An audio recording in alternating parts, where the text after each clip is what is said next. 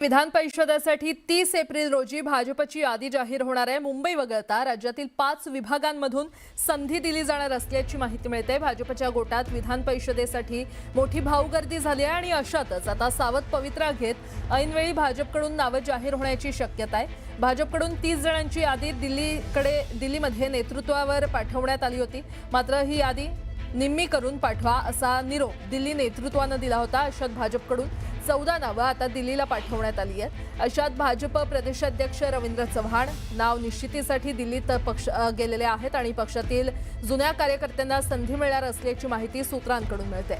भाजप कार्यकर्त्यांची उत्सुकता आता शिगेला पोहोचली आहे, कारण सर्वसामान्य कार्यकर्त्यांना संधी देण्याचा भाजप नेतृत्वाचा कयास असल्याचं कळतंय।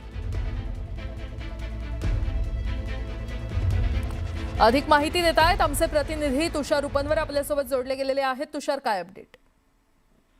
आपण पाहिलं असेल तर विधान परिषदेसाठी सर्वाधिक जागा या आपल्याला भाजपच्या वाटेलाच येताना पाहायला मिळतात। या 6 जागांपैकी एक जागा ही जवळपास निश्चित आहे, ती म्हणजे प्रज्ञा सातव यांची। मात्र उर्वरित 5 जागांसाठी आपल्याला मोठी भाऊगर्दी असल्याचं पाहायला मिळतं। जवळपास 75 अर्ज हे वेटिंग वरती आहेत, त्यापैकी शॉर्टलिस्ट करून 30 अर्ज करण्यात आले होते। पुन्हा दिल्लीच्या निरोपानंतर आता 14 अर्ज आता फायनल करण्यात आलेले आहेत। 14 नावं फायनल करण्यात आलेली आहेत। या 14 नावांपैकी आता 5 नावं शेवटची ही सिलेक्ट केली जाणार आहेत आणि ही पुन्हा 5 नावं सिलेक्ट करताना विभागणी आहे।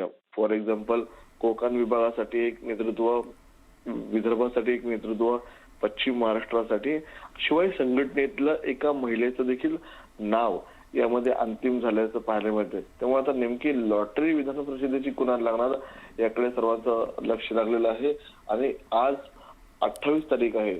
येत्या 48 तासामध्ये आपल्याला विधान परिषदेतल्या नावांसंदर्भामध्ये अंतिम यादी आपल्याला दिल्ली भाजपाकडून आपल्याला येताना पाहायला मिळणार आहे। बरं तुषार, धन्यवाद या माहितीसाठी।